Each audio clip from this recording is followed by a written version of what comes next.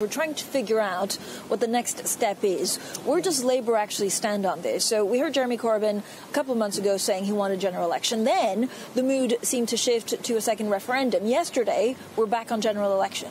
Well, we still need to have that general election because, as well as all the problems that we have with Brexit, which are obviously numerous from the point of view of the government's handling of it, we have enormous economic problems in our country as well, many problems with our public services, so we've really got to have that general election.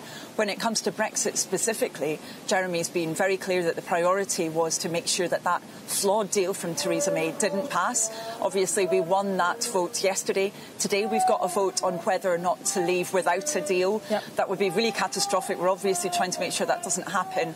But we're really trying to force the government not just to listen to us as the opposition, but to listen to the country. We need to have that proper economic relationship with the rest of the EU. We need to have a customs union with the rest of the EU.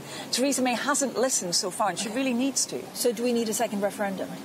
Well, if she continues not to listen, then what would actually be a third referendum on the UK's relationship with the EU may well be necessary if there's that political impasse that can't be broken. And unfortunately, as I said, we've not seen this government listening to other people in Parliament or indeed to businesses and others outside Parliament. So it may well be we end up with that eventuality. So what kind of extension, because this seems to be the way we're going, what kind of extension would Labour support? Is it a short extension, a long extension, and to what end?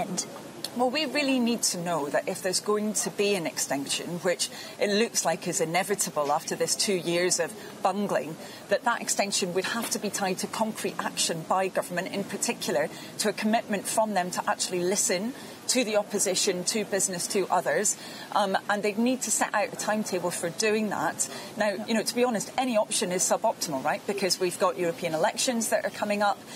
We've got other reasons that mean that any extension, particularly if it's a brief one, will cause continued uncertainty for business. So it's not a good situation that we're in. Right, but if you stay in the customs union, then you kind of wonder, well, why go through with Brexit at all? Is that fair?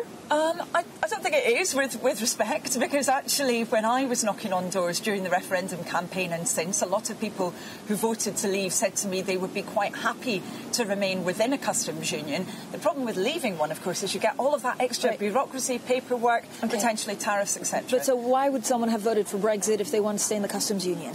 Well, most people that I talked about when they did focus on the EU in relation to this, they were talking about issues of political control around areas that aren't actually related to customs. So, people that I speak to are very happy about having facilitated trade with the rest of the EU. It tends to be those more political aspects of the EU that they weren't happy with. And so having a customs union, actually, I think is a really sensible way forward. OK, I know this is a difficult question, but how do you see it panning out? There's 5 options on the table. Yeah. If you were to bet on something, and if you were in charge of the economy, what would you look at?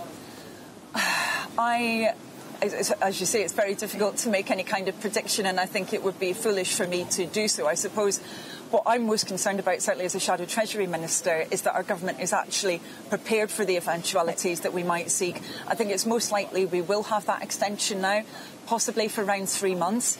We need to make sure then that we have those mitigating measures ready, particularly for our manufacturers. But are businesses prepared? They're not. I think many of them are, but many aren't. The larger ones, I think, are. Smaller ones really aren't. And, if we leave without a deal, 4 out of 5 businesses that would need to have a code just to set up that trading with the rest of the EU don't even have it yet. And that's with very, very few days left to go if we end without a deal. Right, but a lot of the small businesses tell us, A, they're not exactly sure what they do. If they stockpile and then there is a no deal, then they lose money.